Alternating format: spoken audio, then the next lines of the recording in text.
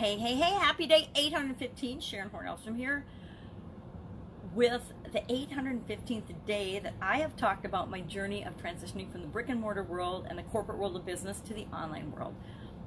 I learned something yesterday that was really enlightening and eye-opening from Jenna Kutcher, who I wasn't familiar with until about a month or so ago as part of the Dean Graziosi, Tony Robbins, Russell Brunson KBB program that they've got going for personal development and for masterminds and coaching and things.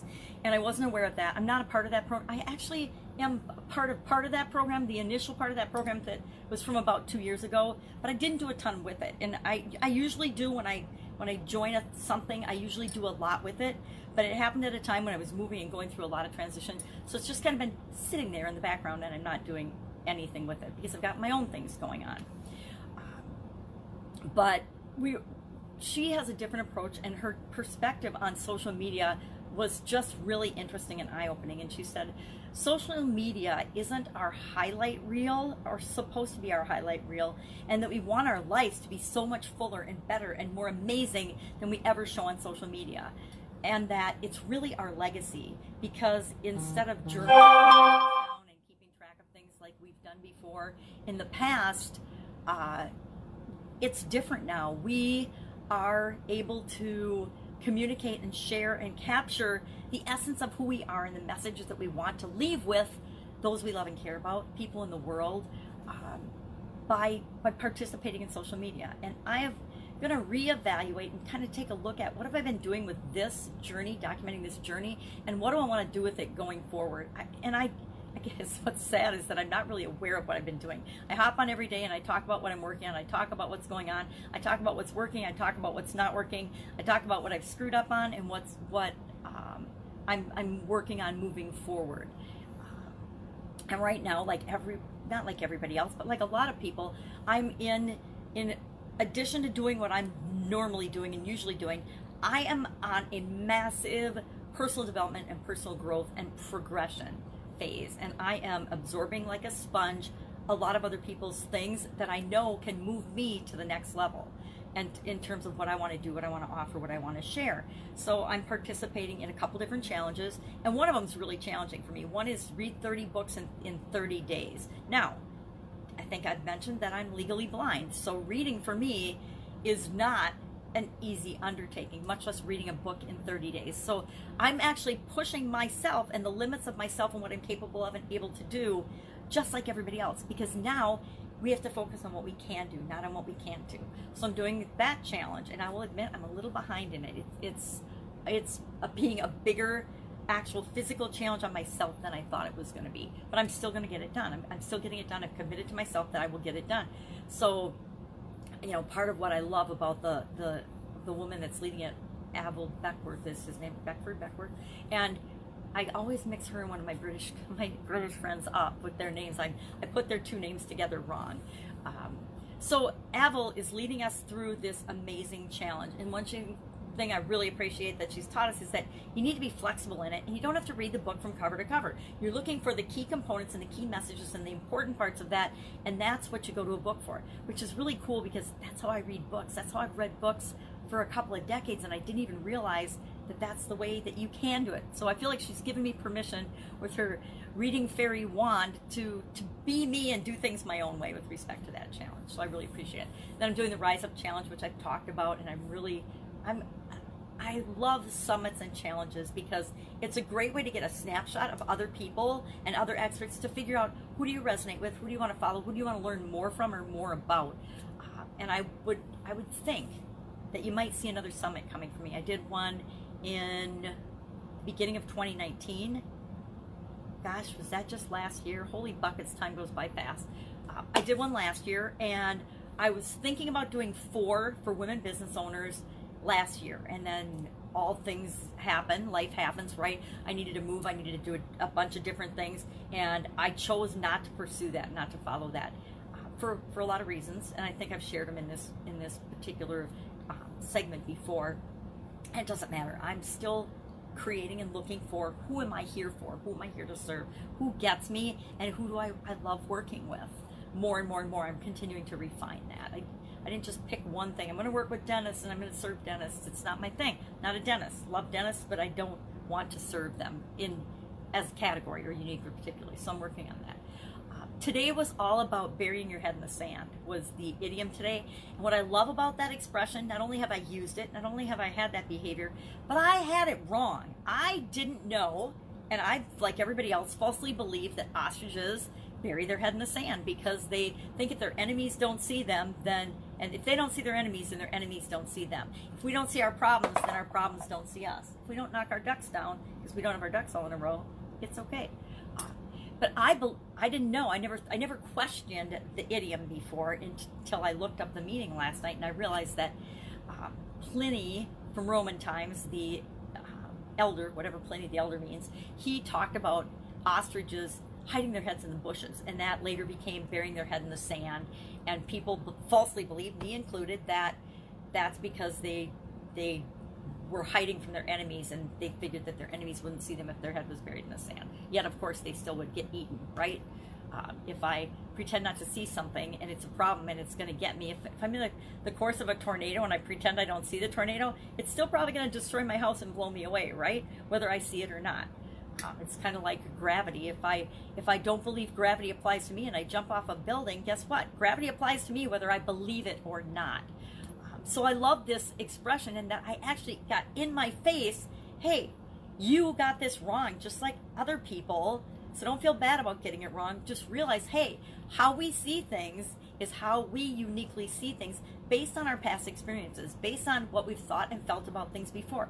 It doesn't mean it's right or wrong, but we need to be open to, if we realize, oh my gosh, this is what I thought, and this is what I believed, and this is what I interpreted for all this time. It doesn't matter if anybody else believed it or thought or interpreted it that way or not. I did. So do I want to keep feeling that way about it? Do I want to keep doing or behaving that way? Or do I want to say, oh my God, I had this wrong. What am I going to do now?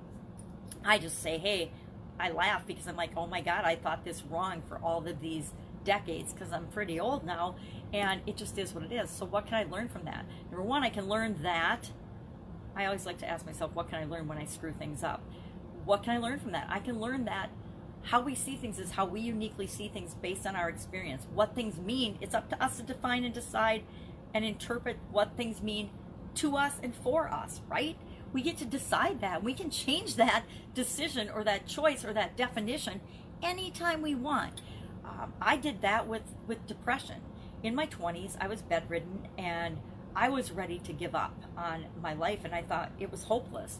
And I came across Tony Robbins, and I listened and learned, and I was open enough to listen and learn to things. And he was the first person that said, hey, you get to define what you want things to mean for you. And if you don't want to feel depressed, you can redefine what it takes for you to feel depressed. And I took that to heart, and I did that. And now it is virtually impossible for me to feel depressed. I can feel all kinds of other things, but I've retrained myself that depression, it's just not even an option for me. Now, it is for a lot of people, right? There's millions and millions of people, even people in my own family, suffer from depression. But in my 20s, I chose that I was never, ever going to suffer from depression again. I wasn't going to. It wasn't even an option for me. I don't even have a way to make myself feel depressed. I'm not sure what it would take for me to get to the point where I would allow myself to feel depressed. And we can do that with absolutely anything in our life and any emotion in our life. So thinking about that today. Get Up and Go challenge, that's my challenge that I'm leading, and that is on day 21 today. We talked about this very thing, how we get to define what everything means. And then the action item today was, is there something that you feel differently about right now today than you did a few weeks ago before we started the challenge? I said just before we started the challenge, or before, the changes with COVID-19. Is there just one thing? And share that in the comments below. Super easy. Some days I like to have super easy action items, right? Because I want it to be something that we do a little teeny thing every day, or at least something every day. Some days it's bigger than others, but today a small thing so that we keep moving forward and we keep having momentum. Fun challenge today was, if you won $1 million, or if you had $1 million, I say free and clear, how would you use it? What would you do with it for other people? Yesterday was about what would you do for yourself. Today was about what would you do for other people. And then I shared that I tried this very fun perfume, which is in a really fun, really cute bottle, but it doesn't smell awesome.